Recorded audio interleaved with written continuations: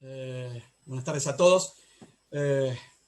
Muchas gracias por estar hoy acá. Soy Alejandro Gibó, coordinador general de la Junta de Estudios Históricos de Quilmes. Antes de comenzar la charla de hoy, quisiera hacer un breve recuerdo y homenaje al recientemente desaparecido licenciado Francisco de Vicenzi, un referente y un luchador de la cultura de Quilmes, que fue miembro de nuestra institución desde 1978, ocupó los cargos de protesorero y vicepresidente, y actualmente era un miembro honorario de la misma. Así que bueno, nuestro abrazo y nuestro respeto a los familiares y amigos, nuestro saludo a todos ellos, ¿no? Bueno, hoy continuamos con el ciclo de conferencias histórico-regionales que la Junta viene haciendo desde hace 2 años. Este año, por cuestiones ya hartamente conocidas, estamos en modalidad virtual.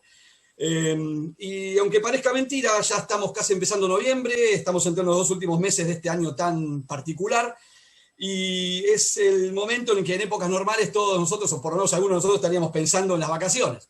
Este año es medio raro, pero bueno, de ese tema justamente trata en parte la charla de hoy, titulada El tiempo libre en la Argentina, el balneario de Quilmes, 1915-1960. Ahora vamos a presentar a la conferenciante en un ratito. Le voy a contar brevemente. La Junta de Estudios Históricos de Quilmes este año cumple sus primeros 80 años de vida, fue fundada en 1940, está conformada actualmente por diversas instituciones culturales e históricas de nuestro distrito y tiene como función principal investigación, preservación y difusión de nuestra riquísima historia local. Antes de pasar a la presentación formal, como dijimos, de la charla de hoy, los invito a ver un breve video institucional que fue realizado en ocasión de estos 80 años, ¿no? Que fue realizado por Ignacio Berrino con la locución de Marcela Galván, que son ambos miembros de la Junta.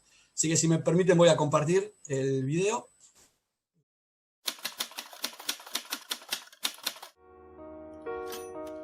Con el objetivo de realizar estudios de carácter históricos argentino y en especial vinculados al partido de Quilmes, el comisionado municipal Fernando Pozo decreta la creación de la Junta de Estudios Históricos de Quilmes, siendo su primer presidente el doctor José Cravioto.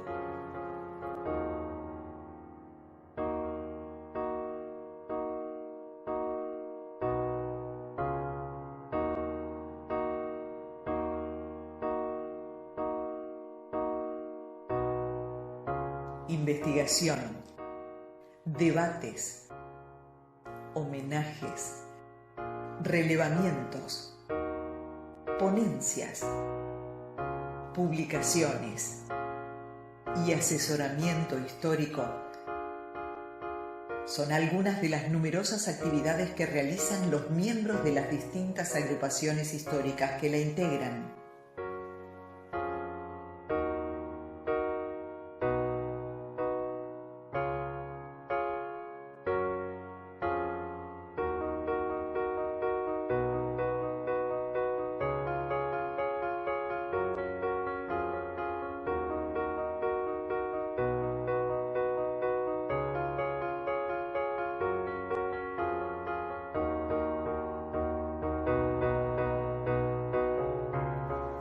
Junta de Estudios Históricos de Quilmes, 80 años haciendo historia.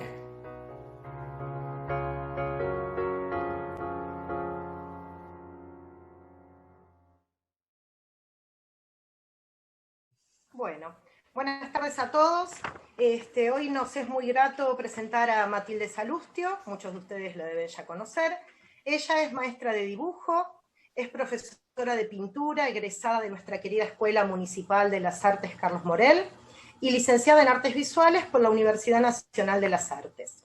También es profesora en Historia y licenciada en Historia, egresada de la Universidad Nacional de Luján.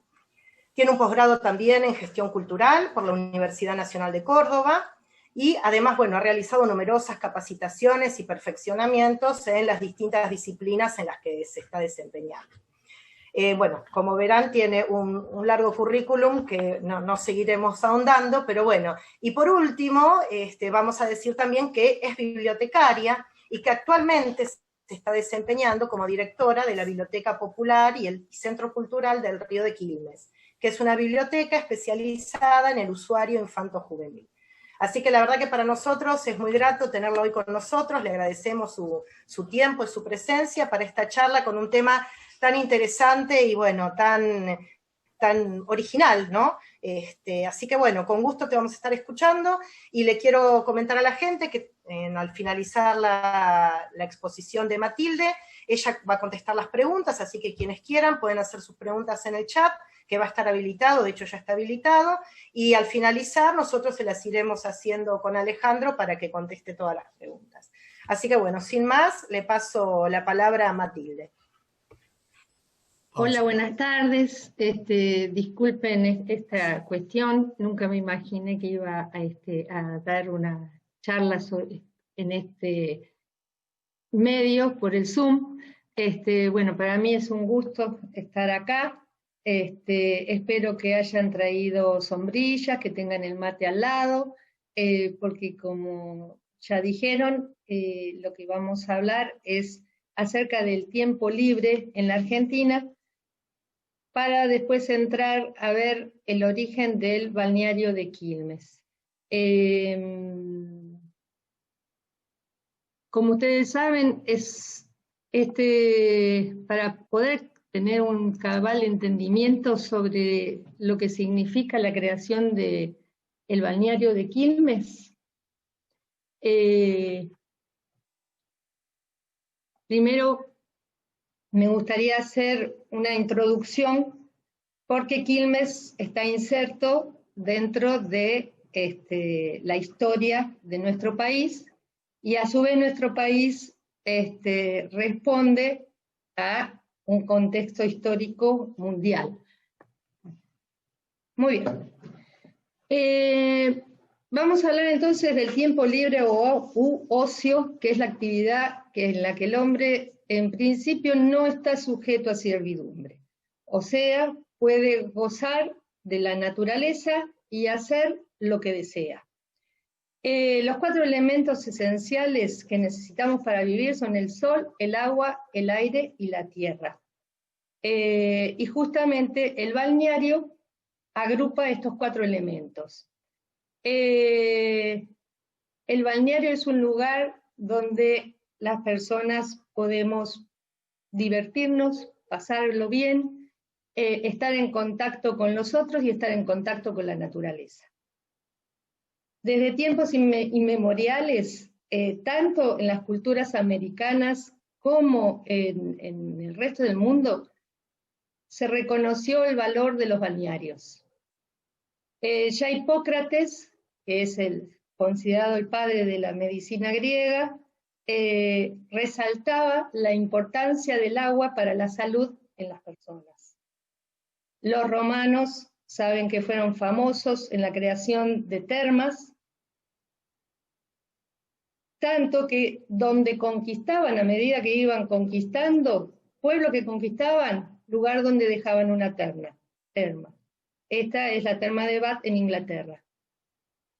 En la Edad Media, si bien la Iglesia cambia el concepto del encuentro y el cuerpo y va a aplicar una rígida normas, no obstante, sigue habiendo baños termales en los monasterios. Tanto en Grecia como en Roma, las termas eran un lugar de encuentro, de sociabilización, de salud y de cultura. A medida que va pasando el tiempo, durante el siglo XVIII, la aristocracia, que se une a la alta burguesía, nuevamente van a salir al aire libre y a realizar largos paseos, pero al interior de sus palacios.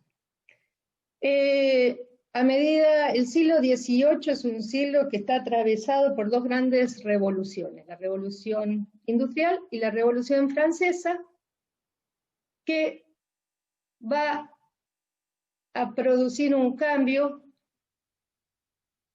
en la forma de gobernar, en su cultura, en la filosofía, que habilita una nueva concepción del hombre y el cuerpo y la salud.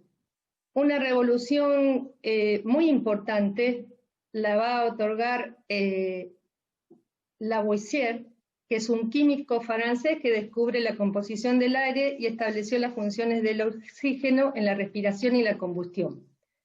¿Qué quiere decir? Que para combatir las enfermedades hay que estar al aire libre. Llegamos al siglo XIX. Pasamos primero a la primera revolución industrial, que saben ustedes que modifica el sistema económico con la aparición de las máquinas. Y después de un siglo aparecen las grandes transformaciones que van a marcar la posibilidad de asistir a los balnearios de otra forma. Registrar nuestros paseos a través de la fotografía, escuchar música mientras caminamos o vamos a las piletas. Surge la iluminación, el telégrafo, y la gran revolución va a ser el ferrocarril. Gracias al ferrocarril y la implantación de las vías férreas, se expande el Imperio Británico, acá en rojo lo marca, y en nuestro país, desde 1890 hasta 1914, gracias al ferrocarril y la inversión de capitales británicos, la Argentina se va a insertar en la economía capitalista mundial como exportadora de materias primas, o sea, carne y cereales. Como mencioné antes, no podemos entender la aparición de los balnearios sin entender que durante el siglo XIX se produce una revolución en el concepto de salud. Luis Pasteur y Robert Koch han aportado cada uno de ellos saltos exponenciales en cuanto a la circulación de la sangre, a lo que son las bacterias, al problema de las aguas estancadas, de la higiene, y por tal razón, hacia fines del siglo XIX, asistimos en Europa a la proliferación de los balnearios, sobre todo en Inglaterra y en Francia.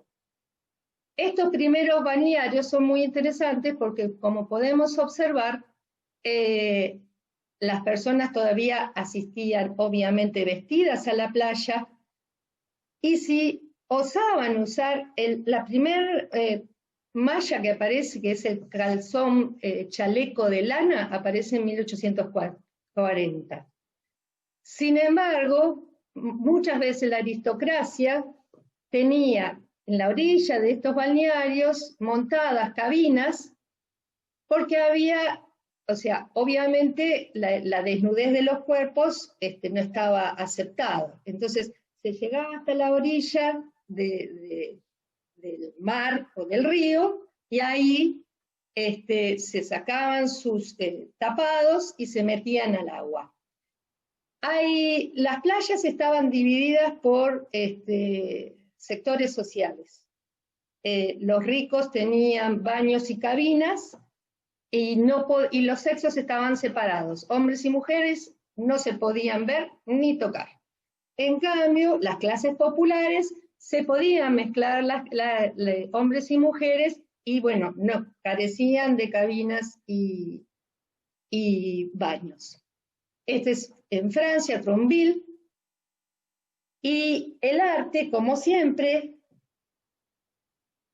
representa a través de estos paisajes una nueva concepción del cuerpo, de la desnudez y de la importancia de las reuniones y de la socialización al aire libre. Paso un poquito más rápido. En 1900 se realiza la Exposición Universal en París, a la que la Argentina participa, y es una oportunidad para mostrar el desarrollo de nuestro país. Precisamente hacia 1900, desde 1890 hasta 1910, la Argentina va a sufrir una explosión en el crecimiento, Prueba de ello va a ser la llegada de los inmigrantes. Esto se realiza en la Argentina la exposición del centenario. Esto que estamos viendo es muy curioso porque representa el pabellón de Paraguay. Observen ustedes la importancia, ¿no?, que está mostrando. Paraguay también en ese momento estaba muy bien económicamente. Y la Argentina empieza, debido a su crecimiento económico como país exportador de materia prima y la llegada del ferrocarril, que es fundamental, y los capitales británicos, empieza a vislumbrar la posibilidad de convertirse en una gran ciudad, en un gran país, tan grande como Europa. Como ustedes saben, hacia 1910 la Argentina estaba entre los 5 primeros países exportadores de cereales, así que no había por qué pensar que no lo íbamos a hacer. Por eso comienzan a, digamos que Buenos Aires deja la aldea y comienza a transformarse con plantando árboles, asfaltando las calles, realizando parques. Y también hay una discusión acerca de hay que hacer un puerto nuevo. La llegada de los inmigrantes lo exige,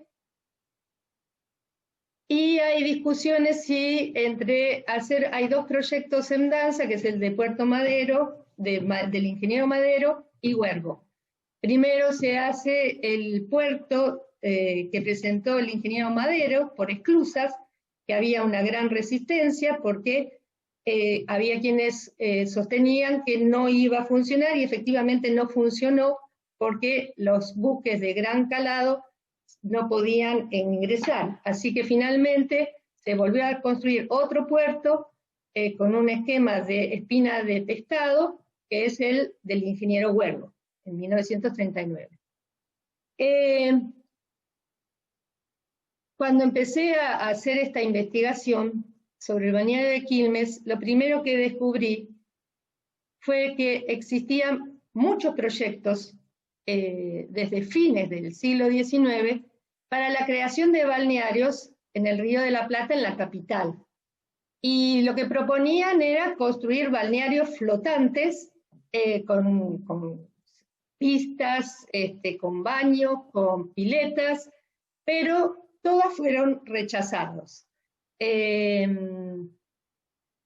Hubo uno muy importante de José Montañer, que estuvo 20 años intentando que lo aprobaran sin mucho resultado, y otro en 1912 de Baidaf y compañía, que propuso la construcción de distintos balnearios en la capital, en Rosario, en Corrientes, en Posadas, pero no pudieron avanzar. El que sí avanzó fue la creación del balneario en la Costanera Sur en 1918, que fue por iniciativa del diputado Le Breton, acudían un montón de gente, pero fíjense que el balneario de la Costanera Sur lo que era un murallón de defensa, escalinatas, y la gente bajaba directamente al río. Tengo que decirles que 3 años antes ya se había inaugurado el balneario de Quilmes. El balneario de Quilmes se inauguró en 1915. Esta es la Costanera Sur en 1930, adornada por las nereidas de Lola Mora, que no fue la ubicación inicial, lo que pasa que estaba en el barrio norte, instalado en un principio, y causó un escándalo, y lo mandaron a la Costanera, lejos de la mirada de las mujeres de la aristocracia que se avergonzaban por los desnudos. Una persona muy importante en la transformación de Buenos Aires como ciudad cosmopolita y a la altura de las primeras, sobre todo a la altura de Francia, de la ciudad de Francia, fue Alejandro Thais, que fue nombrado director de parques y museos. La mayoría de los parques importantes que hasta hoy se conservan fueron obra de Thais, como el Jardín Botánico, el Parque Lezama, Barracas, Constitución, Congreso, el Parque 3 de Febrero, que es el Rosedal.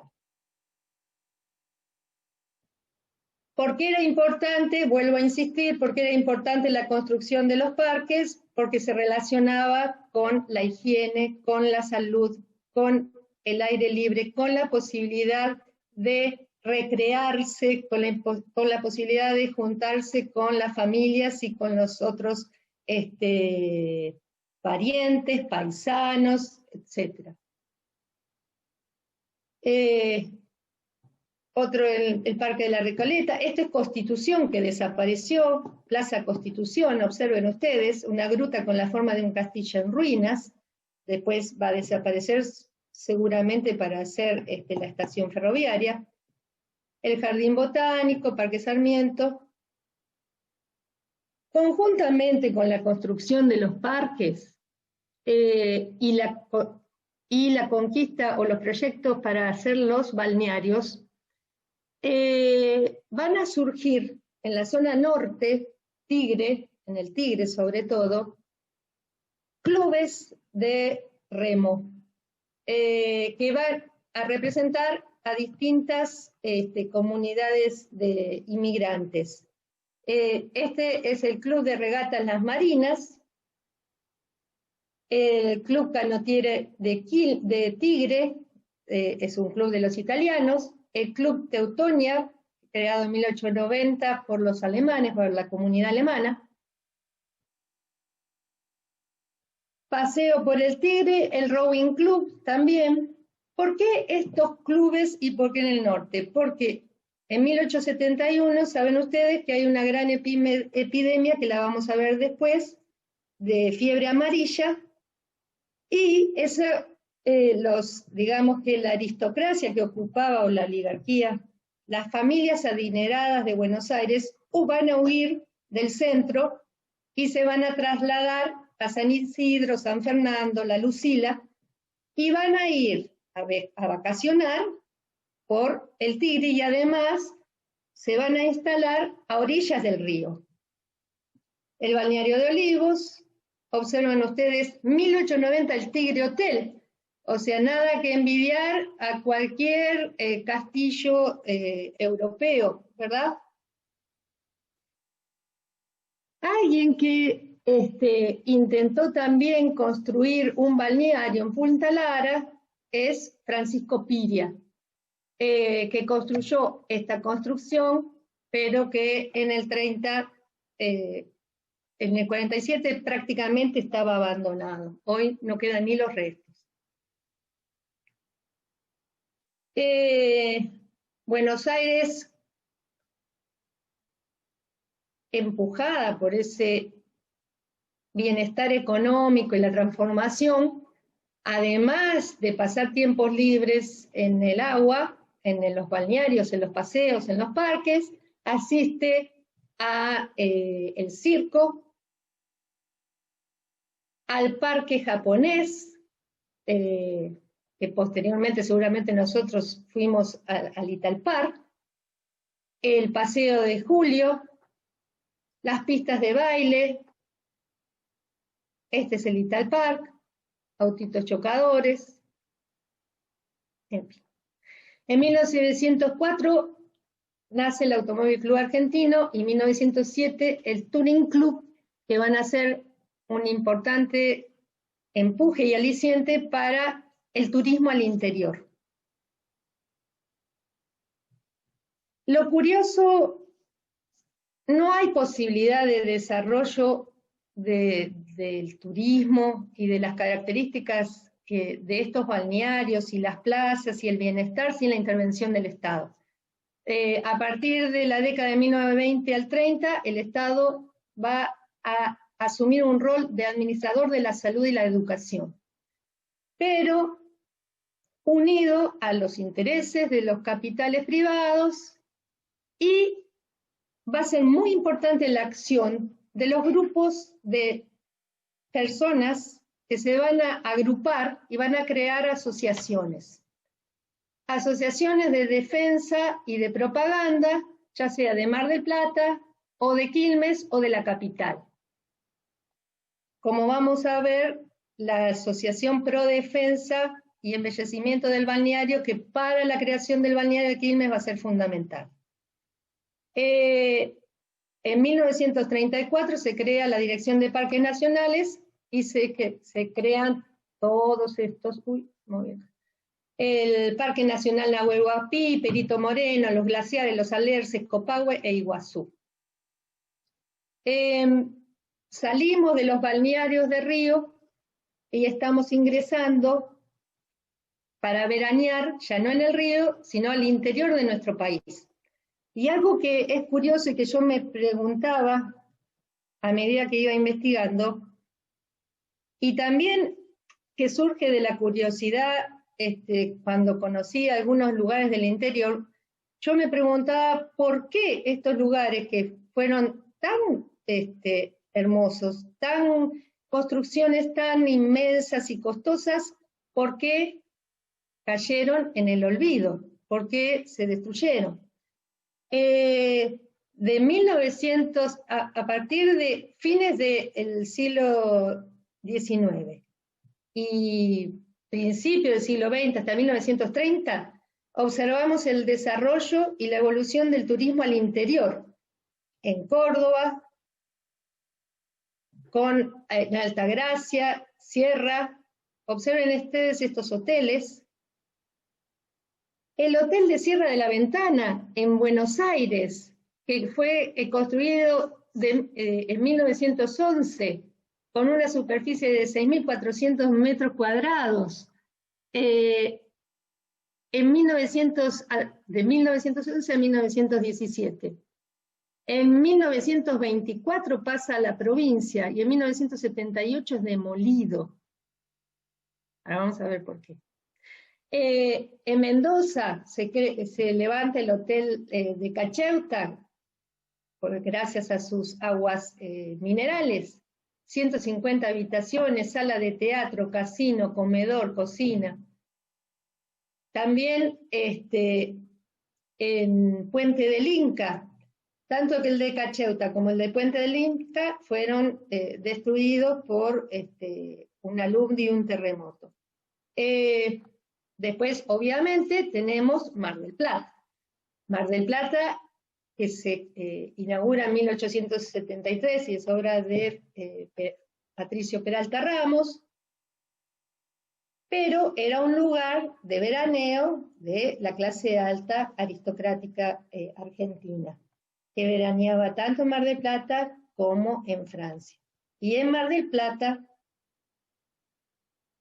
representaban los mismos, la misma cultura del balneario que podrían haber estado en Tronville o en Inglaterra. Esto es, los baños a la mañana, se almuerza en algún restaurante, es un lugar donde se socializa, se reúne, se va a la casa de marido también, por la tarde se asiste a un té danzante, y por las noches se juega al bridge y las damas charlan. En Córdoba, otro lugar donde había aguas termales, en Mar Chiquita, que tiene unos barros termales muy parecidos a la del Mar Muerto. Estaba el Gran Hotel Viena, y esto no quedó absolutamente nada. Lo que queda de esto es esto. Vamos a entrar. Otro lugar que fue muy importante de veraneo fue Montevideo. La distancia que hay entre el puerto de Buenos Aires y Montevideo oscila entre 40 y 45 kilómetros. Piriápolis se la llamaba la playa de los argentinos por la cantidad de gente que en ella asistía. Observen ustedes el Argentino Gran Hotel, un inmenso hotel que albergaba 1.200 personas. Positos Uruguay, también, era permanente, salían permanentemente a la mañana y a la tarde y volvían a la noche desde Buenos Aires. La Carrasco, Positos. Para mí el Uruguay es un sinónimo de lo que nosotros no hicimos. ¿Qué es lo que ellos no hicieron? Darle la espalda al río.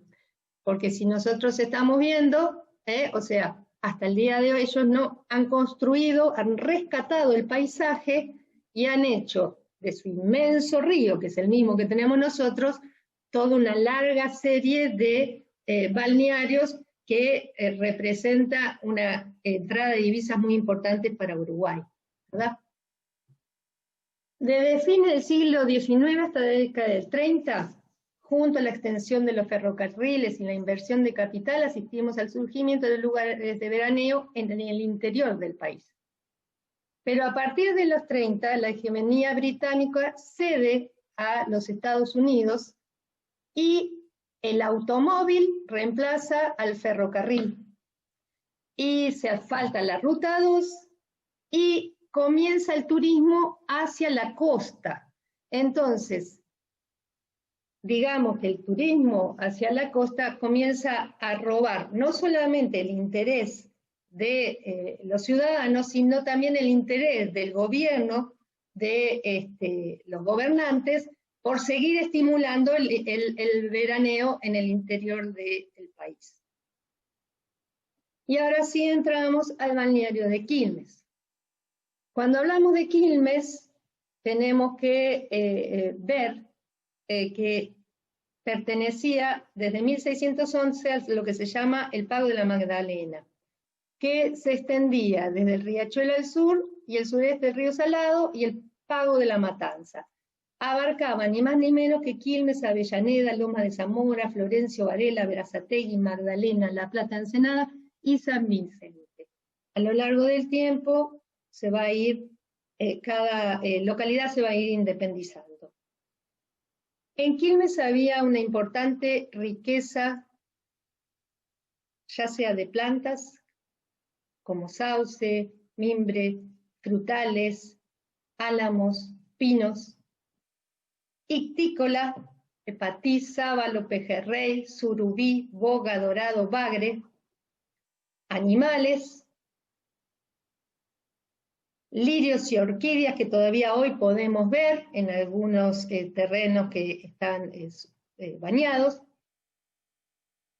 Y, como todos ustedes saben, el nombre de Quilmes se debe a la etnia de los Quilmes, que resistieron durante 100 años a los españoles, estaban asentados en el Valle de Yocavil, en Tucumán,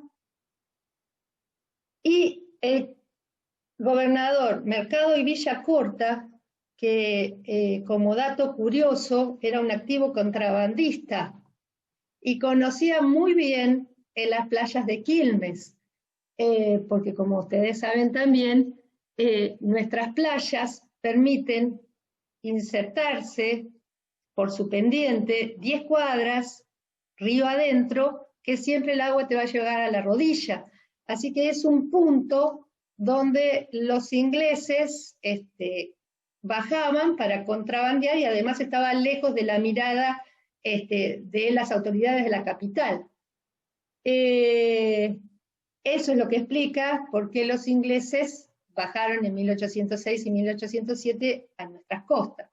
Así que Mercado de Villacorta, que fue quien venció a los Quilmes, era un pueblo tan trabajador que primeramente se los mandaron a San Miguel de Tucumán, pero en poco tiempo volvieron a organizarse y a armar sus sembradíos.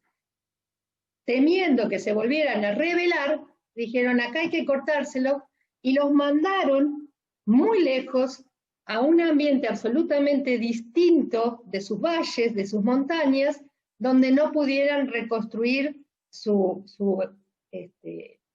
espacio ecológico, y sin su tierra ni sus dioses, rápidamente vinieron 2.000 familias, y de 1666 hacia 1816 ya estaba extinta cuando el segundo triunvirato lo declare libre la reducción.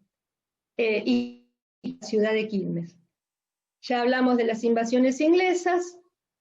En 1802 el primer triunvirato pone fin a la reducción de los Quilmes y lo declara libre a toda persona.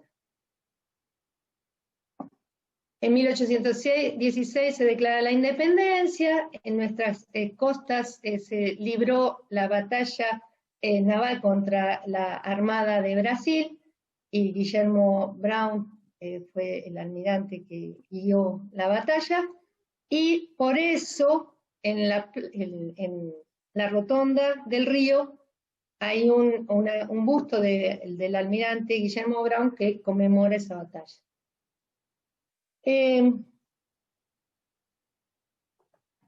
Cuando preparé el trabajo, mi tesis, esta es una tesis de licenciatura de historia,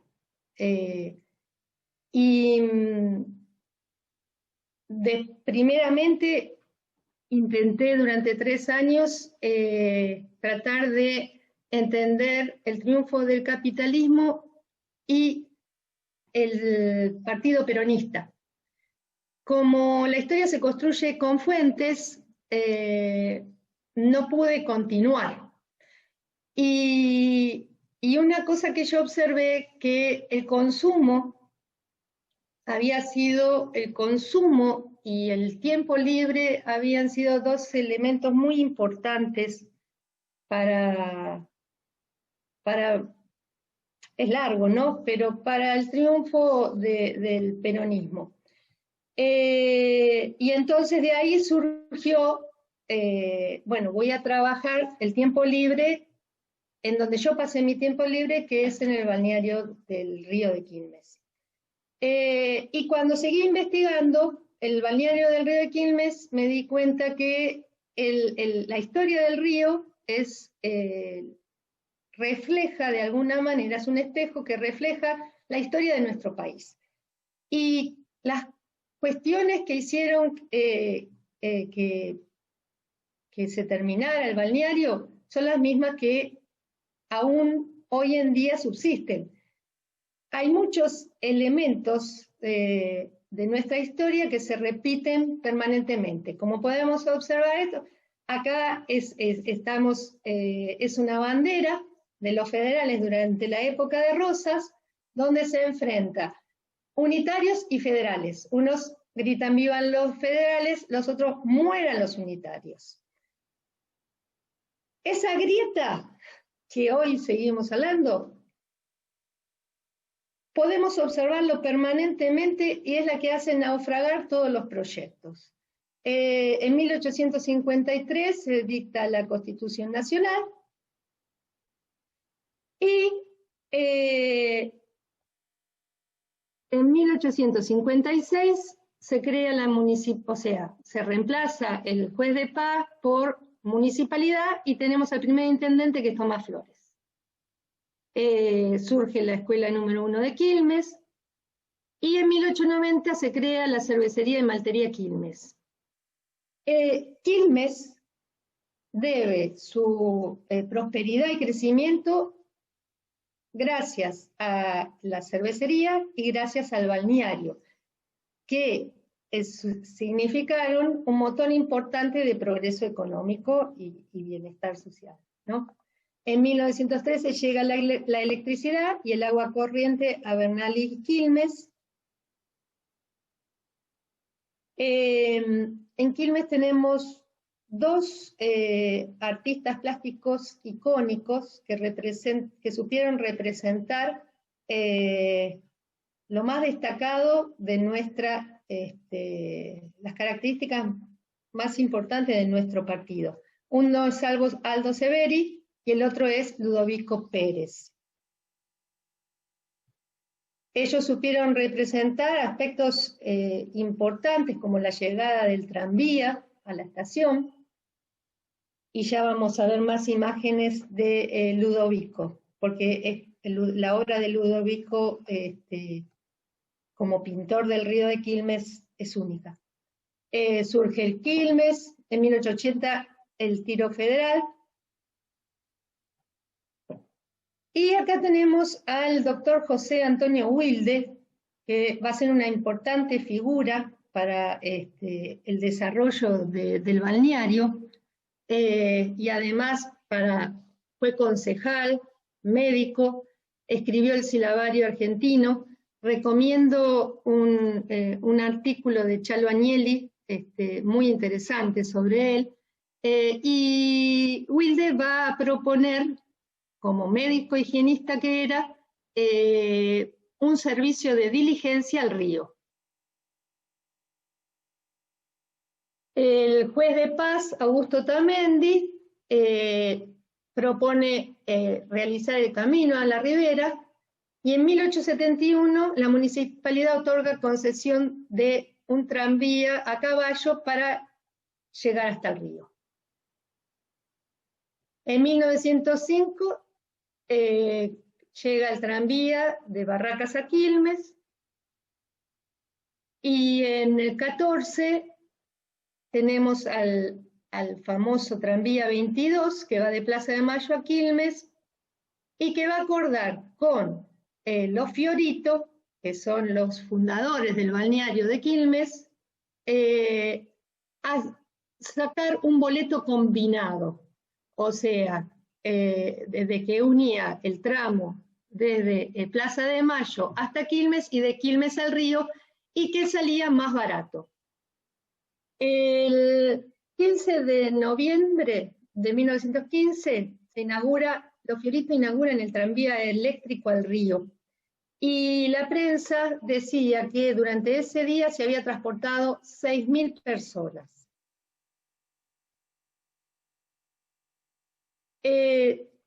Desde 1914 la Compañía de Tranvías de Buenos Aires y Quilmes realiza su recorrido y avanza por la calle Dardo Rocha, Cerrito, Belgrano, Avellaneda, San Martín y Vicente López, Pellegrini, Alsina, Mitre, Alén del Valle, Córdoba. La SER pasa por la Cervecería, Andrés Baranda y 9 de Julio. Tenemos que entender que son los primeros pasos. El balneario sin el tranvía no hubiera podido crearse. Y tampoco hay posibilidad de llegar hasta el río si no hay caminos. Así que lo que estamos viendo es un plan de pavimentación de caminos de Lomas de Zamora a Quilmes, que se presentó en 1927. Este es el boleto combinado que les decía, ¿ves?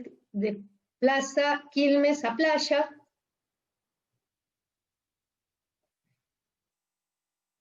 ¿Y qué pasó? En realidad el balneario de Quilmes siempre fue un balneario popular, no el balneario Fiorito, que no lo era inicialmente, pero al río es un lugar abierto, gratuito, donde se daban cita todas las personas hasta el día de hoy que buscan un lugar donde poder estar al sol, compartir un mate y tener un momento de alegría y de solaz. La situación hacia 1915, sabemos que la situación de los inmigrantes no era la mejor. Ellos llegaban de Europa y se establecían en las casas, como les dije antes, que habían dejado la clase alta después de la epidemia de fiebre amarilla, que se van hacia el norte, van ocupando las casas, las grandes casas, y van levantando otras.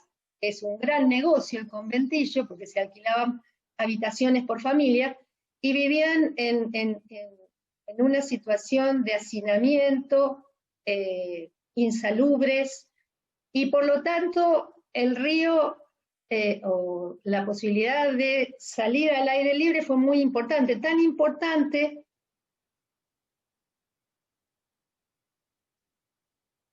esta es narran los episodios de la fiebre amarilla de 1871, los médicos higienistas que aconsejaban que la importancia de, había que, en ese momento no había aguas limpias, todas las aguas hervidas iban a los pozos, el hacinamiento, todo eso hizo que tanto las médicas, Alicia Moró de Justo, que es una médica que luchaba, Grierson, Lanteri, había que combatir el mal de estómago, la hepatitis, afecciones respiratorias, anemia, tuberculosis, todas esas enfermedades, y fíjense la imagen que proponen para combatir, que es un niño con los pies en el agua, y que tome Sirotán, que era un tónico de hígado, ¿no? Como ya dijimos, el balneario era el lugar donde sanar el cuerpo y el alma. Entonces, en 1915, ya lo vamos a ver, se crea el balneario, pero algo muy importante para hacer de Quilmes un lugar para todos, va a ser la creación de la Comisión Pro Balneario y Defensa de la Ribera. ¿Cuál era su objetivo? Convertir a Quilmes en la primera ciudad balnearia de la provincia de Buenos Aires. ¿Se entiende? Nuestro Quilmes, nuestro querido Quilmes, iba a ser la primera ciudad balnearia de la provincia de Buenos Aires. Y además, no solamente Quilmes, sino que ellos, los integrantes de la comisión, que estaba el doctor Terrile y Ernesto Robinson y Casiao, propusieron hacer un camino que vaya de Quilmes hasta Dock Sur y de Quilmes a Punta Lara. O sea, todo lo largo, desde Punta Lara hasta Dock Sur, un camino costanero. O sea, ¿eso qué quería decir? Que Quilmes no le iba a dar la espalda al río. A lo largo de todo ese espacio se proponían construir una costanera, que había que hacer un muro de defensa, y había toda una serie de desarrollos inmobiliarios, todo para el disfrute del paisaje, para la salud, y para que Quilmes desarrollara sus potencialidades económicas de otra manera que como lo hizo. El proyecto que lo elaboró el ingeniero Humberto Canale, del Ministerio de Obras Públicas, que lamentablemente lo he buscado incansablemente y nunca pude llegar a él. Y bien, entonces, el río. ¿El río qué es? Un lugar de recreación y salud. La propuesta de la comisión implicaba el desarrollo económico, se proponía la construcción de un puerto, de un aeródromo, y todo a lo largo de esa costanera se esperaba que se surgieran recreos, colonias de vacaciones, barrios jardín, etc. Acompañando a la tarea de la comisión, salió el Semanario del Plata, dirigido por Mauri Casabal, el 1 de julio de 1922, cuyo objetivo era predicar por y para el río, ciudad única a engarzarse en esta orilla del Plata. Para eso, ¿qué había que hacer? Caminos, construir terraplenes, había proyectado la construcción de un hotel municipal, hacer baños municipales, el camino costanera, lotear el bañado, construir un parque, abrir un canal, ¿no? Desde la barranca, desde Ceballos hasta el río, por donde podrían construirse barrios jardines con amarraderos propios. ¿Cómo se iba a financiar? Se podía financiar. No olviden que la Argentina estaba muy bien. No olviden que estaba en pleno desarrollo. Lo que se esperaba era recaudar a través del ferrocarril, del tranvía, del balneario, lo que se iba a recaudar del alquiler de los locales, de los recreos, el alquiler de casilla de baño, los derechos, los impuestos a los vendedores ambulantes, la explotación de distintas atracciones, pero evidentemente nada de eso sucedió. Acá podemos ver la playa en 1910.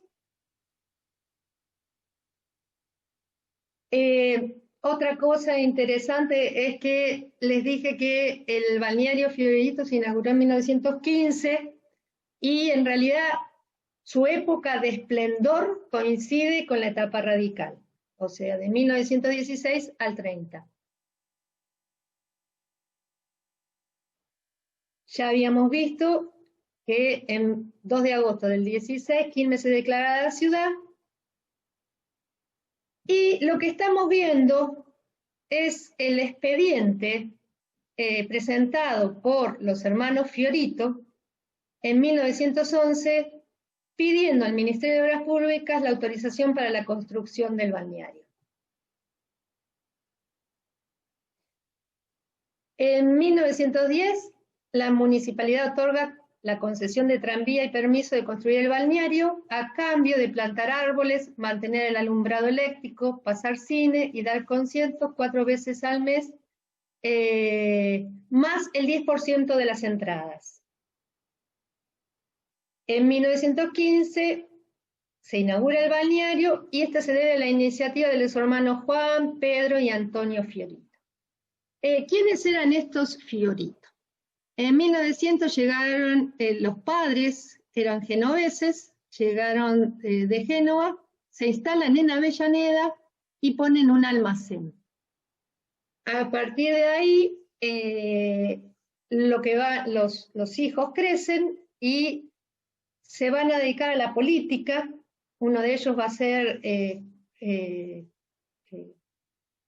¿cómo se llama? Del intendente concejal por el Partido Conservador, pero en realidad el fuerte de ellos es dedicarse a los negocios inmobiliarios.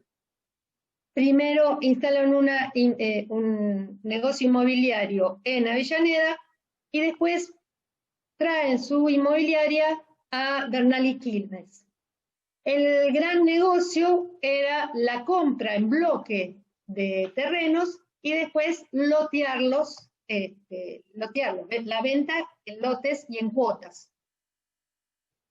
Acá tenemos una imagen del balneario de Brighton, donde veraneaba la reina Victoria, que muchos sostienen que sirvió como modelo del balneario de Quilmes. En el balneario Brighton, que fue muy importante, había confiterías y realizaban los paseos la aristocracia por el malecón. Al atardecer se reunían, etc. Acá tenemos una vista, va a haber muchas imágenes de lo que era el balneario. El proyecto del balneario contemplaba la construcción de piletas de natación, restaurante, recreo, baños en la playa, el alquiler de barcos de remo, la construcción de canchas de bocha, juego de diversión, escuela de natación y alquiler de caballos. Los Fiorito implementaron una activa propaganda, para lo cual hacia 1930-40, mandaron a tomar estas vistas aéreas del balneario para poder promocionarlo. Estas vistas son muy interesantes por empezar porque podemos observar la cantidad de gente que hay en el río, y esto que yo les explicaba, de que se puede uno internar en el río, aguas adentro, que el agua siempre te lleva a la rodilla. Observen ustedes la cantidad, los montes de eucaliptus y sauces que había, y ante el éxito que tuvo nomás inaugurado, en un año después, los Fioritos piden a la municipalidad autorización para rellenar 5.000 metros de río adentro para ampliar el espigón, y el objetivo de la ampliación del espigón, que hoy parecería una utopía o un sueño de alguien alucinado, era construir un muelle, un puerto, un casino, y además, por otro lado, canchas de tenis y pileta de natación rodeada de 180 casillas para vestuario. A cambio, debían plantar árboles, llevar alumbrado eléctrico y pasar vistas cinematográficas y conciertos de música. ¿Por qué querían construir un muelle hasta que los acercara hasta el canal Mitre, que hoy pregunté y me dijeron el canal Mitre es el que pasa, que uno lo puede ver, los barcos cuando llevan los containers que van por el canal Mitre, está a 12 kilómetros del balneario, porque la idea era que la tuvieron y siempre vuelve a resurgir, es que tranquilamente se podría instalar barcos que trasladara de Quilmes a la capital. Y por lo tanto, llegaban los barcos y podían venir directamente, uno podía aspirar a que vinieran turistas de Brasil, de Uruguay, llegaban a la capital, de la capital venían en barco hasta Quilmes y se instalaban en el hotel de los Fioritos. Y tenían todo, tenían las piletas, si uno no quería, que tenía el agua pura del río, y tenían 3 restaurantes. Observen ustedes lo que era todo plantado, los bosques.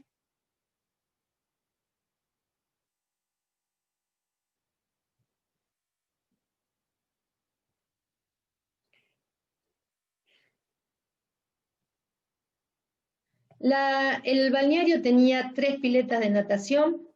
Esta es la entrada, que sufrió un incendio. Voy a retroceder un poquito. Teníamos, en el balneario había 3 confiterías, 3 piletas, una grande, otra más baja y la de al lado para niños, y lo bordea íntegramente más de 200 casillas construidas como si fueran un panal de abeja. El constructor del balneario es el ingeniero Gottschalk, que lo hizo, era un especialista en hormigón armado y estructuras flexibles, y lo que explica que después de 100 años, todo lo que queda incólume es esta parte de la pileta grande y las casillas. Las casillas era muy importante porque la gente venía vestida, alquilaba, podía sacar la entrada, prácticamente nadie tenía una malla porque era muy cara, así que te alquilaban la entrada a las piletas y la malla, y las mallas eran al principio eran de lana. Y por eso, si uno va al día de hoy todavía, se puede ver arriba de todo en las terrazas unos caños que se usaban para secar las mallas, que eran de lana, ¿verdad? Así que, pero después, además de las confiterías, están lo que más de uno debe estar esperando que hable, que ya vamos a hablar más adelante, cine al aire libre. Y acá se situaba la Orquesta Filarmónica de La Boca, donde estaban obligados los Fiorito, la municipalidad los obligaba a pasar vistas de cine y una vez por mes pasar conciertos de música. Además, a la entrada, bueno, estaban también los famosos espejos en el fondo y había juegos de diversiones. Una de las cosas más importantes de la Comisión Pro Defensa que les mencioné antes, que se creó en el 23, fue la creación del murallón de defensa que llegaron nada más que hasta Bernal, con una pérgola y una gran laguna. La idea de la laguna era que, bueno, como toda laguna, que estuviera limpia y llena de peces y ornamentada con plantas, pero nunca, en realidad la laguna se transformó en un foco de infección y de mosquitos, así que ya vamos a ver qué le pasó a la laguna.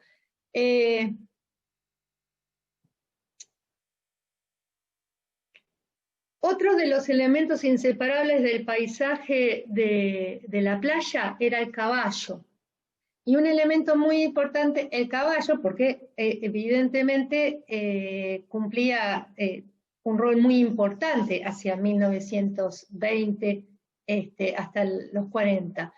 En el 40 se prohíbe el tránsito de los jinetes y como ustedes ven, algo curioso era que los autos bajaban a las playas y la viveza criolla existió siempre.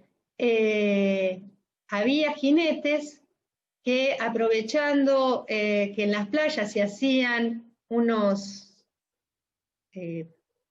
huecos, unos agujeros, los autos quedaban encallados y la única forma de salir era que los caballos los ayudaran a salir del agujero con las cadenas, para lo cual cobraban su dinero, así que era una forma de que estos jinetes encontraban en el río también para hacer su vida, para ganar. Acá vemos, este era un kiosco, acá vemos donde se reunía la orquesta. Esta es una foto que en 1918, cuando nevó en Quilmes. Y acá entra el Pejerrey Club, que inicialmente los Fiorito les alquilaba para estar al lado de una de las confiterías. En 1938, entonces, se funda el Pejerrey Club en el balneario Fiorito. El Pejerrey en 1957 logra construir este tramo de 150 metros de pescadores. Acá podemos ver una vista al interior de alguna de las confiterías, eran 3, Joyas de Plata, Ideal y Múnich. Acá tenemos una visita, no sé el nombre de los... Este es el fotógrafo muy importante para Quilmes, el señor Hoyos, que retrató un montón la vida cotidiana y la historia del río de Quilmes. Acá tenemos el plano de la construcción, con las 3 piletas, 1, 2, 3, y como yo les expliqué, las casillas. En el 40 hubo una inundación muy grande que se llevó, que arrastró con una de las piletas. Los Fiorito sacaban el agua de un pozo a 90 metros, donde salía un agua mineralizada, muy fría, muy fría. Yo nunca la probé, nunca tuve el gusto de poder bañarme en las piletas estas. Acá tenemos las piletas de los niños. Fíjense ustedes que hay gente que está vestida, en realidad la mayoría está vestida.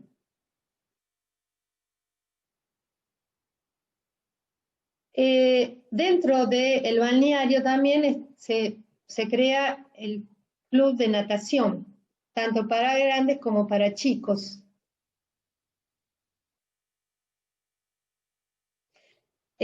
Como dato curioso tenemos que había un trampolín que hacía la delicia de hombres y mujeres, y decía que muchas veces terminaba estampado en el fondo de la pileta.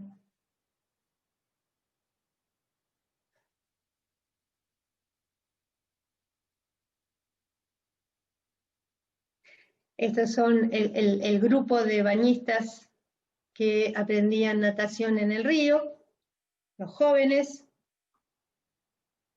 Observen ustedes la cantidad de gente. A veces se llenaba tanto que a las 5 de la tarde ya no dejaban entrar más a nadie. Estos son los niños.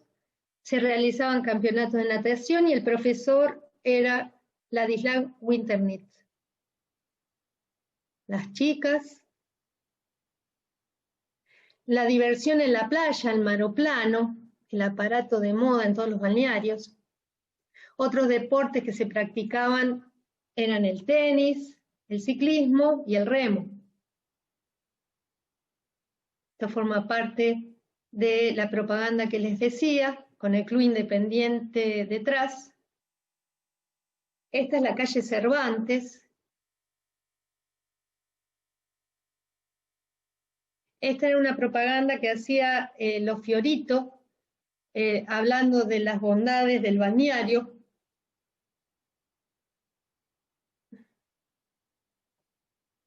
Las 2 piletas de natación para mayores, de 20 por 30. Observen la cantidad de gente. Pidan boleto combinado, Ferrocarril Sur y Tranvía 22, resulta mucho más económico. Todos observan y todos se asombran y todos exclaman, qué linda el agua, la de estas piletas. También a los costados de la pileta se alquilaban carpas, quitasoles, y además del balneario empezaron a levantarse recreos y lugares donde iban a bailar y confiterías, como el Touring Club, el Independiente. Acá esto es dentro del balneario, el Solarium. Miren cómo se las arreglan para llevar arena, ¿no? Y alquilar las sombrillas, todo se alquilaba. Para quien quería mayor privacidad podía alquilar estas carpas. Visite el parque del balneario, hallará en él un sinnúmero de comodidades, calentadores eléctricos, agua caliente a 80 grados, parrilla, plancha para asado y una variedad de juegos infantiles para que sus niños se diviertan completamente gratis. El cine. ¿Quién de los que me están escuchando no fueron al cine al aire libre en las noches de verano, con ese olor impagable del sábalo muerto, por lo menos es lo que yo recuerdo, a ver a Manolito bajando de la montaña con el burrito, o las películas de Nini Marshall? Estos son algunos de los restaurantes, se pueden ver en los juegos. A la entrada, cuando uno entraba, se podía sacar fotos en un estudio de fotografía.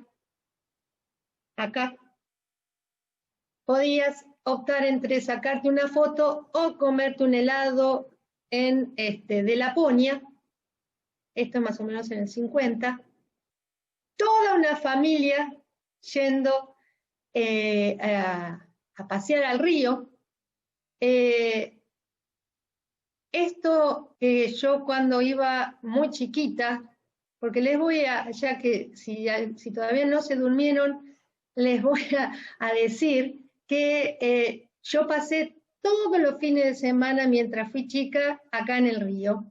Y mi viaje mi paseo con mi mamá y mi nona se iniciaba en el balneario, no entrábamos porque no había plata para entrar al balneario, se iniciaba en el balneario, veníamos para acá hasta la rotonda, y a mí me intrigaba como este macetero, no sé el nombre que tiene. Y ahí me explicaron que este macetero antes tenía rosales, o sea, que se trepaban y hacían como una enredadera en esta gran pérgola. Mi viaje, tengo que decirlo, mi viaje terminaba en la altura de un alambrado, a la altura del inicio del Club Náutico. Y me recuerdo mirando, agarrada del alambrado y pensando, ¿por qué no puedo seguir caminando? Si este murallón de defensa seguía hasta Bernal. Y además porque ahí se me terminaba el paseo. Años después, bueno, desde ya les digo, seguía el camino, pero en los 40, la gran inundación del 40, se llevó puesto el puente que unía ese tramo, que está el canal del Náutico, con lo que seguía del murallón de defensa. Y por alguna extraña razón, nunca más se volvió a levantar ese puente. Así que el camino, crack, se terminó ahí. Si no querían helado, no se sacaron fotos y les quedó un resto, pues, se podían comprar una fainá, el vendedor de fainá en el río. En 1921, acá está. Acá no es, acá es donde se termina, acá es el canal, pero en realidad el camino se terminaba un poquito antes. Acá en 1921 se crea el Club Náutico. ¿Vieron dónde está la INPA? Pues bien, en 1926 el sindicato Cóndor crea un aeródromo ahí en los terrenos de la INPA, que es esto, y realiza viajes a Mendoza, a Chile y a Brasil. En 1934 se crea una sociedad de ingenieros y arquitectos y constructores de obras y anexos de Quilmes, el presidente va a ser Juan Polack, y la idea era construir un aeropuerto. Pero se estuvo discutiendo. El tema es que debido a la inundación, o sea, cuando había inundaciones, lo hacía peligroso, y además se había dividido, como siempre, había intereses que estaban a favor y otros en contra de la construcción del aeropuerto. Así que el gobierno nacional decidió en 1942 construir la Costanera Norte. Entonces, en 1937, además de la construcción de un aeropuerto, también hubo un proyecto para construir un puerto de cabotaje, para lo cual se va a crear una comisión formada por el Centro Comercial e Industrial y propietarios de Quilmes. Aunque no lo crean y agarren los pañuelos, pero hacia 1940 en Quilmes comienza a realizarse exposiciones de las industrias de Quilmes, que se calculaba que en Quilmes había un total de 4.000 industrias y pequeñas industrias, ¿no? Las más grandes eran la Bernalesa, Siderurgia Don Bosco, Suiza Argentina, Citati, Compañía Eléctrica de la Provincia, Caneparo, Tapa Corona, Textilia, Cristalería La Estrella, Vacuna Sibori, Rodia Z, Cata, Orbea, Chirau, Rigoló, Ducilo, Maltería, Quilmes, Papelera Argentina de Bernal, y siguen, si no lloren más, seguimos. Y justamente la discusión era Quilmes, puerto o balneario, y nuevamente la grieta. Había gente a favor del puerto, que apoyaba el centro comercial y náutico, y otros a favor del balneario, que apoyaban los comerciantes y los fioritos, obviamente. ¿Por qué el puerto? Porque el río tenía una riqueza ictícola inmensa, inmensa, no estaba contaminado. Incluso había fábricas de aceite y de harina de pescado. En 1937 la prefectura contabiliza entre 4.000 y 5.000 kilos de sábalo por día. Y encontramos en la ribera 5 fábricas de aceite, de harina y guano de pescado. En 1958 la municipalidad cancela por decreto la concesión y además está unido a que se comprueba que el agua está contaminada y por lo tanto el pescado no es apto para el consumo. No obstante, fíjense ustedes, en el 2009 la prefectura decomisa 3.000 kilos de sábanos contaminados. 3.000 kilos de pescado contaminado. Como les dije, los fioritos se dedicaban al remate, compraban en bloque y remataban en lotes por cuota. Habla de 1934, es el loteo de la avenida Rivadavia hasta Ceballos, desde Belgrano hasta Ceballos. También son los que remataron Villa Luján. Y para levantar un poco el precio de los terrenos, promocionaban que en esa zona, estas eran las casas que había, que hasta el día de hoy la podemos ver. Esta es el chalet del doctor Torres. Esta también, no sé de quién es, muy hermosa. Entonces, gracias a la llegada del tranvía, la construcción del balneario, del murallón de defensa, la pérgola, asistimos al surgimiento de los recreos. Rápidamente, particulares y los sindicatos y las colectividades solicitaban a la municipalidad la concesión de tierra para levantar recreos, tanto en Bernal como en Quilmes, porque para sorpresa de muchos también en Bernal existía el balneario. Estaba el famoso recreo en Bernal de Marconi. Me pareció fantástico este recreo. Observen ustedes que podían alquilar y comer en cuartos separados, ¿no? Cada uno con su parrilla.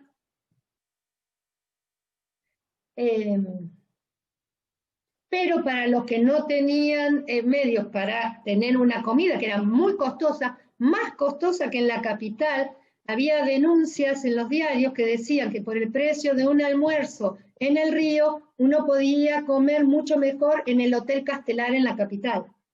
Era muy caro el río. Acá tenemos Picnic, ¿no? En la década del 20. El bañado municipal, acá está la laguna, y con la cesión de la municipalidad entrega terrenos de 8x70 a instituciones, sindicatos, y también al costado van a crear el camping municipal. Encontramos numerosos recreos, como la del Centro Gallego, que me gustaría saber, desapareció, todavía quedaba, no sé qué pasó, quién lo compró, hasta hace 2 años todavía estaba enfrente del balneario, desapareció y ahora es maquinaria. El Club Independiente, el Automóvil Club, Recreo El Frutal, Capataces Cervecero, la Casa de los Entrerrianos.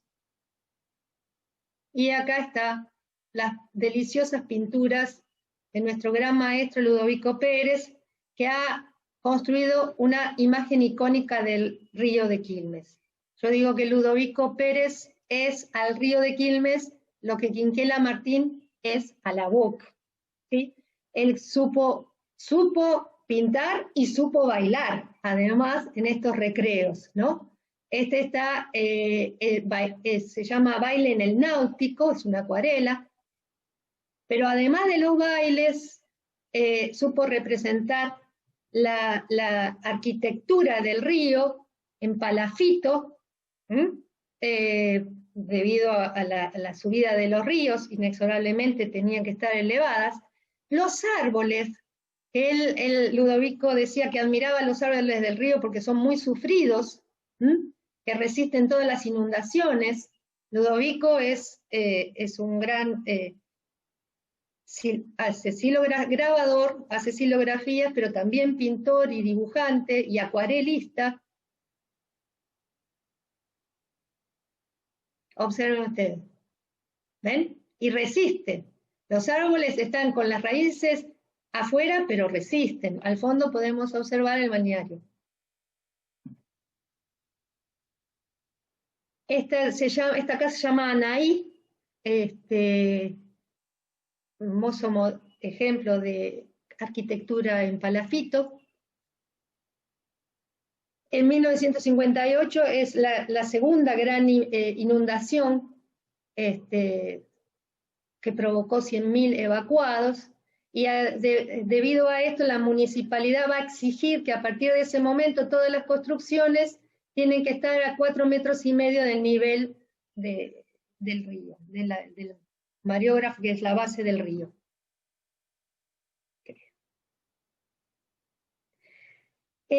Durante la época, el balneario sufre todo el periodo de mayor auge va a ser en la década del 20 al 40. La gente, en su gran mayoría, además de acudir a los picnics, el paseo, era una posibilidad de ir a bailar a los recreos, y obviamente que bailaban tango. En la época de Aníbal Troilo, Tita Merello, Pugliese. Los lugares donde uno podía ir a bailar podía ser el Parque Recreo Palacio del Tango, el Rancho Grande, Club Independiente, Automóvil Club, Centro Gallego. Y los recreos, observen ustedes los nombres: Risas y Flores, Jóvenes Alegres, era de los empleados de la Casa Jaros, la Sociedad Magnolia del Sur, Círculo Recreativo Bohemios de Boardilla, el Frutal, los Vascos Lecheros, me fui, ¿no? El Zorzal fue famoso. Vino la crisis del 30, el derrocamiento, todo el periodo del 30 al 43 caracterizado por el fraude y la corrupción, que bien lo supo representar Santos Discépolo con Cambalache. La Segunda Guerra Mundial. Y a partir del 40 encontramos que Quilmes, pese a ser el lugar de mayor afluencia en el verano, la municipalidad no apoya, se paralizan las obras, las inundaciones causan estragos, se inaugura el puente Nicolás Avellaneda, y se crea una comisión de la Dirección de Navegación y Puertos del Ministerio de Obras Públicas que recomienda finalizar las obras de la costanera, del camino ribereño entre Quilmes y Punta Ladra y Quilmes y Sarandí. Sin embargo, desde ya sabemos que lo único que se pudo construir es de Quilmes hasta Bernal. Ya hablamos del cine al aire libre, que se inaugura en el 17, y en el 35 va a ser sonoro. Inicialmente era cine mudo, y en el 35. Había en Quilmes muchos cines. También, entre otras de las cosas que hacen el tiempo libre y el disfrute, era el carnaval en los clubes de barrio. El tema de la prostitución me parece, porque ya me parece que me estoy extendiendo de tiempo, ¿no? Se está haciendo largo. Acá la moda acá un poquito de moda, de cómo evoluciona la ropa, el traje de baño. Acá tenemos, en la década del 30 había una rígida norma que las mallas tenían que ser tantos centímetros por arriba de la rodilla, si no te multaban. Acá está el inspector midiendo. bueno, las grandes tiendas de Gatti Chávez, la moda, la importancia de lavarse con jabón, las chicas en la Costanera, en el 30, la aparición de la bikini. Y llegamos a la etapa del gobierno de Perón.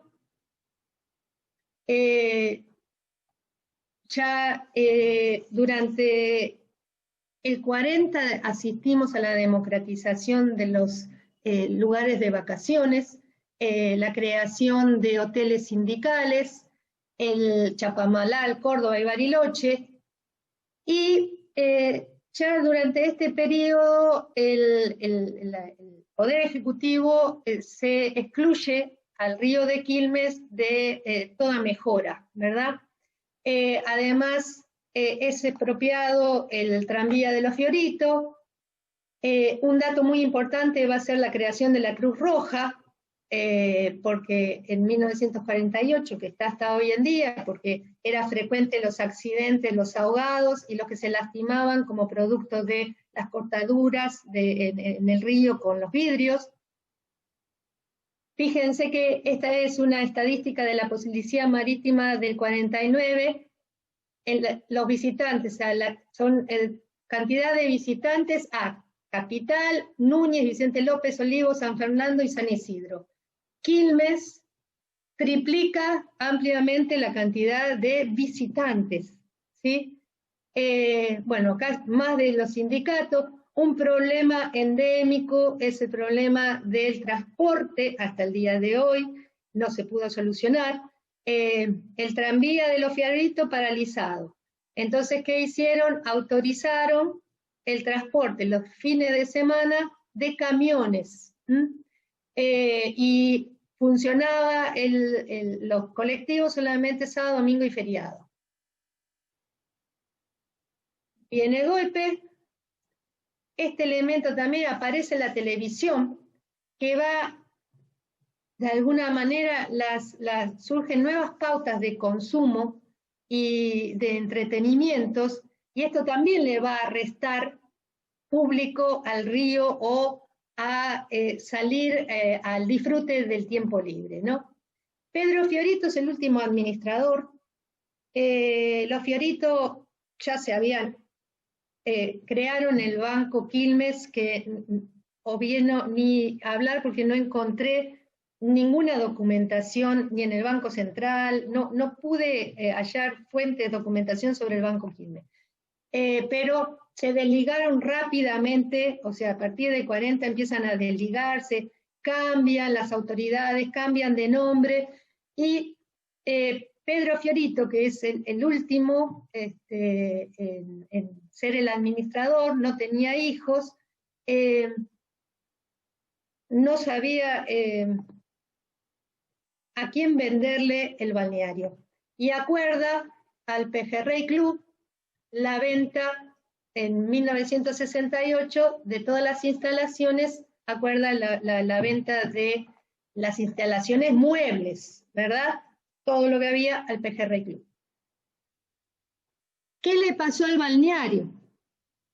En 1961, el Sol publica que la ruptura del caño mayor de la cloaca madre que desemboca en Berazategui.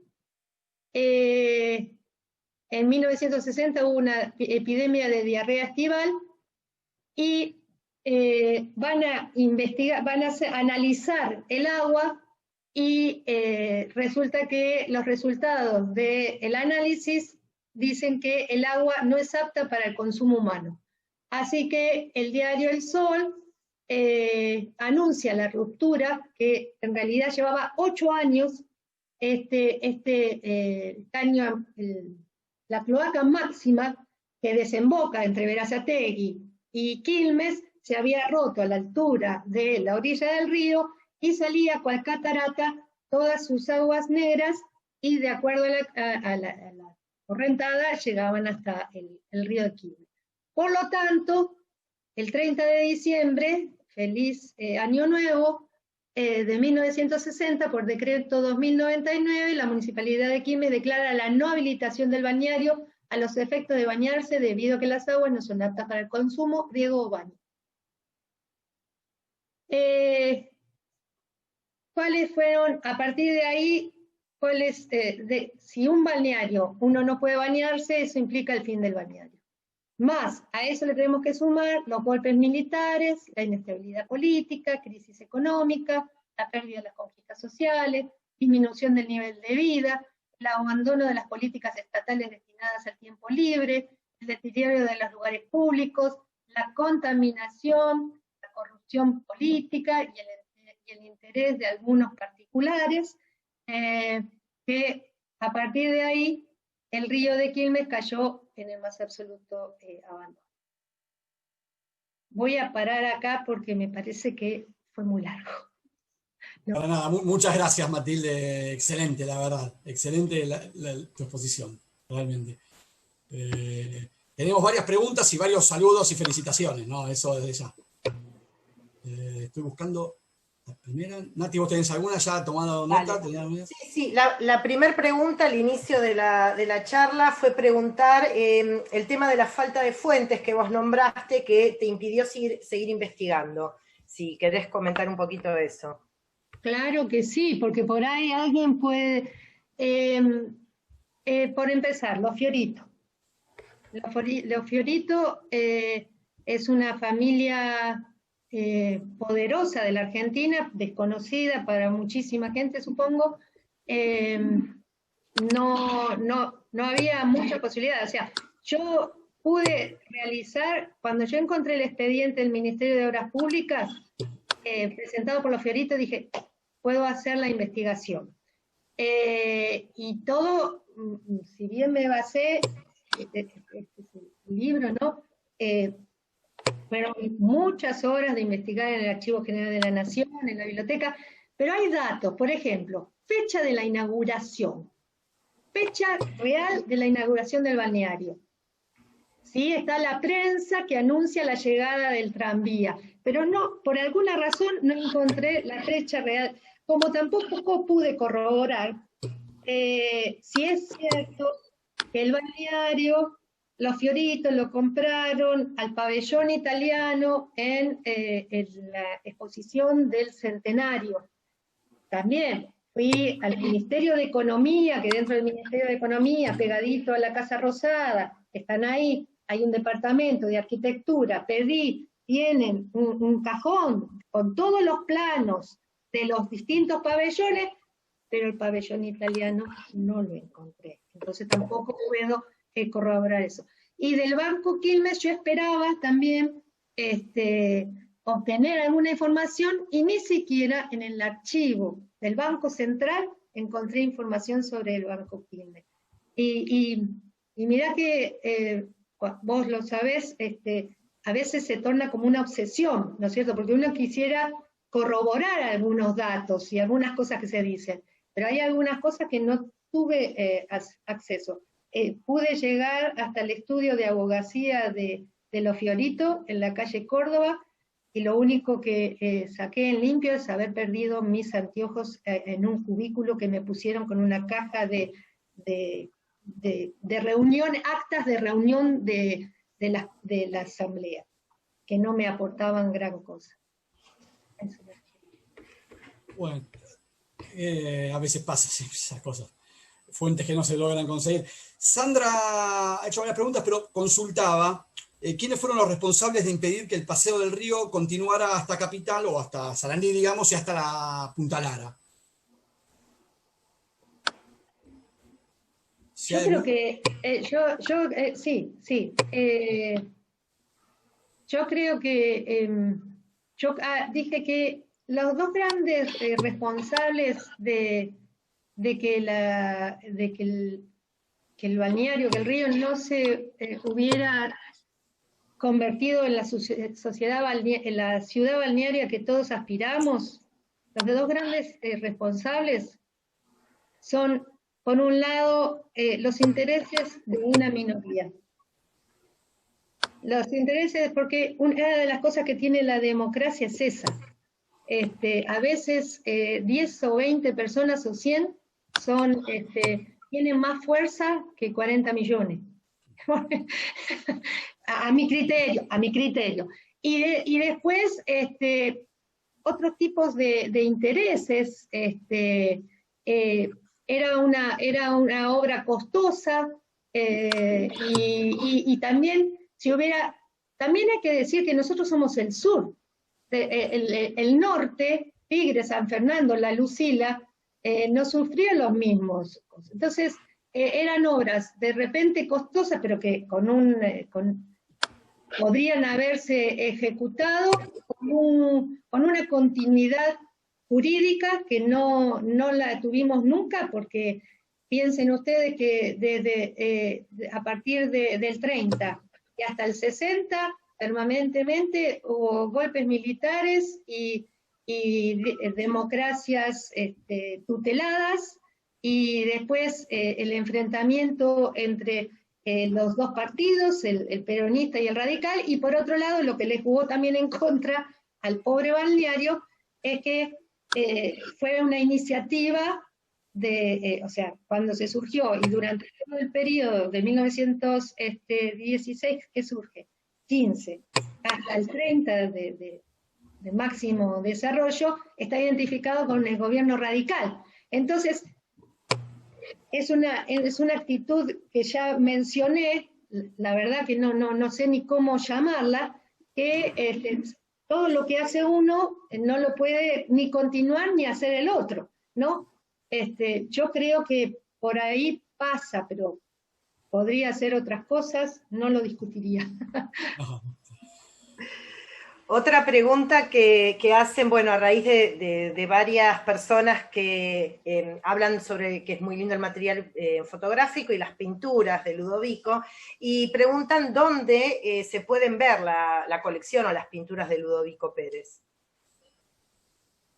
Bueno, no, habría que, a lo mejor la cultura podría organizar como se hizo una retrospectiva muy grande de Ludovico, que todavía vive, sería maravilloso hacerla, pero no, sus obras están dispersas, hay algunas obras en el museo, pero muy pocas supongo, y están en manos de los particulares.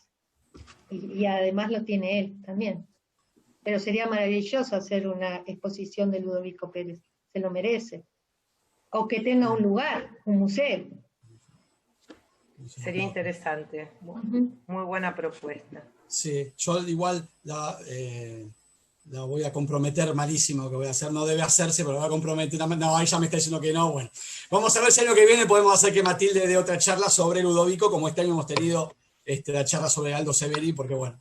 Pero bueno, ya está, Matilde, no digo nada antes para que no me mates. Yo te voy a hacer una pregunta personal que me quedó. ¿Qué opinión tenés sobre el proyecto que hubo en la década del 90, donde al Pejerrey vinieron, bueno, Pisabanana, Pisacero, bueno, todo el proyecto que se desarrolló, que se asfaltó Iriarte, y que bueno, quedó lamentablemente después en la nada? Me gustaría conocer la opinión tuya, digamos, sobre ese breve resurgimiento que hubo, por un par de años, ¿no? Punto número 1. El Pejerrey no está declarado patrimonio arquitectónico, patrimonio cultural de Quilmes o de la provincia de Buenos Aires. La administración anterior me había solicitado documentos porque estaban queriendo declararlo como patrimonio. Yo entiendo que hay que preservarlo, y no hay que preservar el Pejerrey nada más que como un patrimonio arquitectónico, un objeto muerto porque es histórico, sino porque es una fuente de recursos económicos,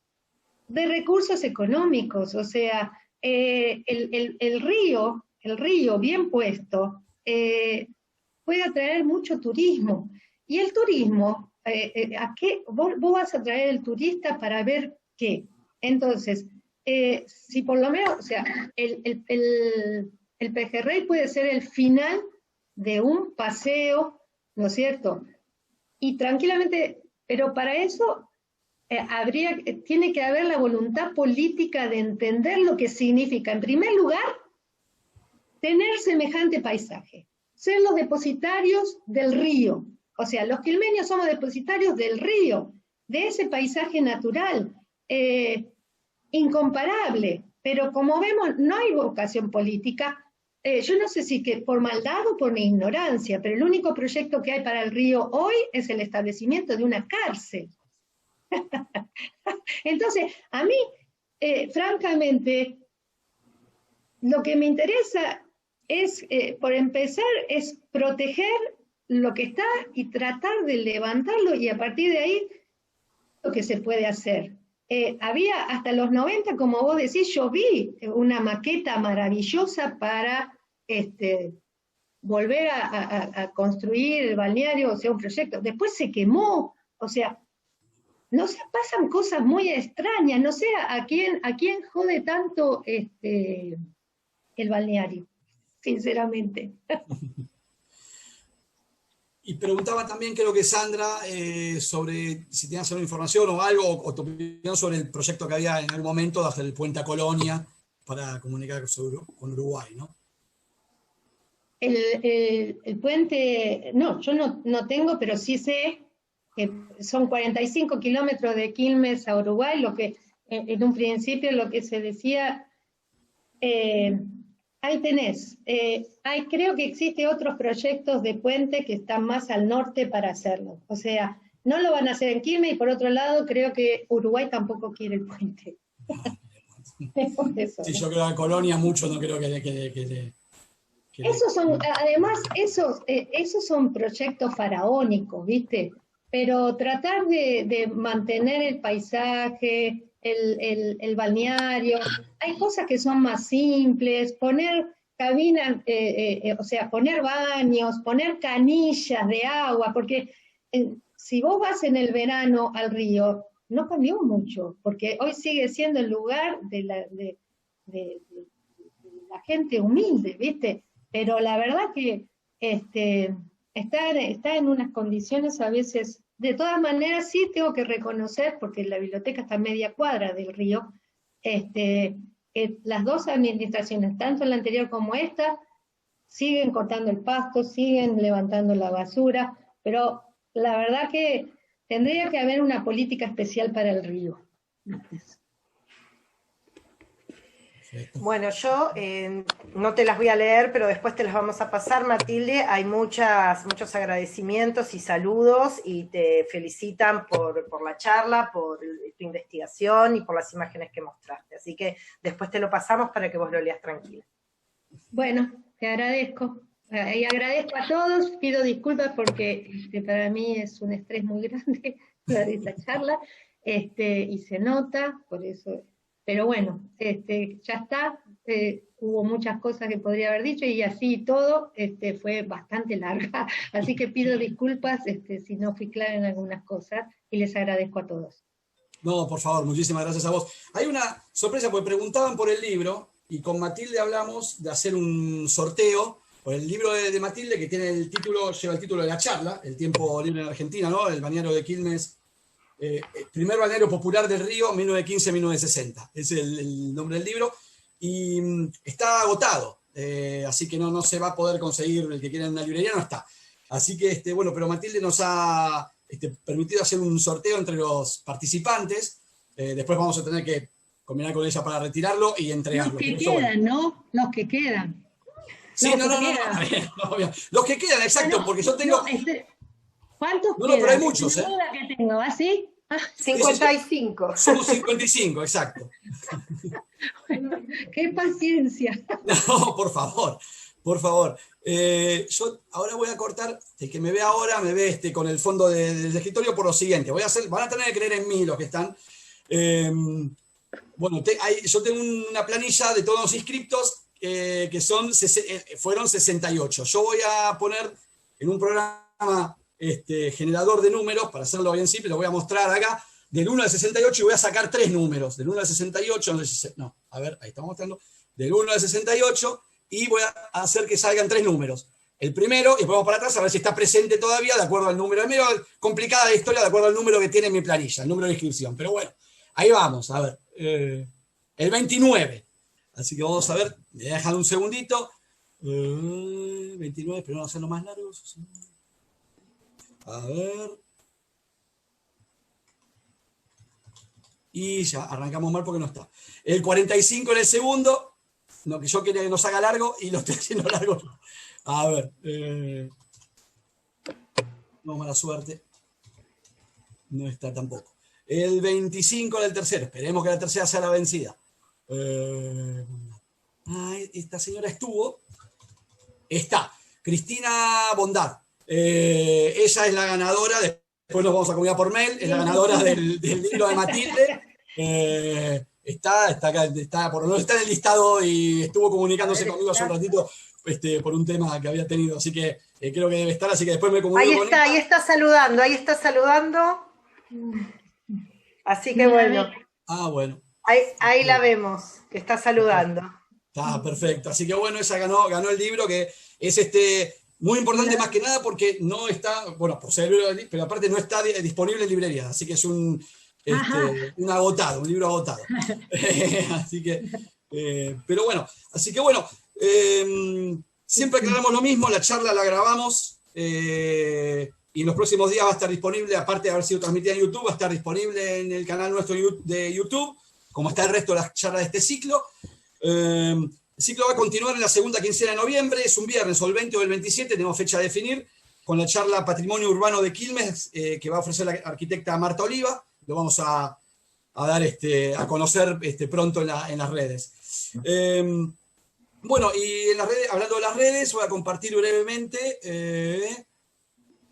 Ahí está la pantalla con las redes sociales nuestras para que nos puedan escribir o lo que sea. Bueno, el mail es jhdquilmes@gmail.com. Nos pueden seguir en la página de Facebook, Instagram o bueno, en el canal de YouTube. Cualquiera de las 4 como para seguir a la Junta, con las novedades y seguir, bueno, como ya dije, las charlas que hemos tenido y la charla ahora de Matilde, que se incorporará seguro sobre el fin de semana. Y normalmente siempre enviamos a todos los participantes una encuesta, como para que es muy breve, rápida de responder, como para orientarnos y darnos una idea de los temas que quieren y de cómo resultó la entrada, la parte técnica, como para poder mejorar, ir orientando las cosas hacia lo que la gente de Quilmes desea recibir como información de parte nuestra. Así que bueno, Matilde, muchísimas gracias nuevamente. Nati, muchísimas gracias también por la co-conducción. Y bueno, nos vemos en la próxima. Muchas gracias a todos por estar. Muchísimas gracias. Gracias a ustedes. Chao. Gracias. Nos vemos. Gracias. Adiós.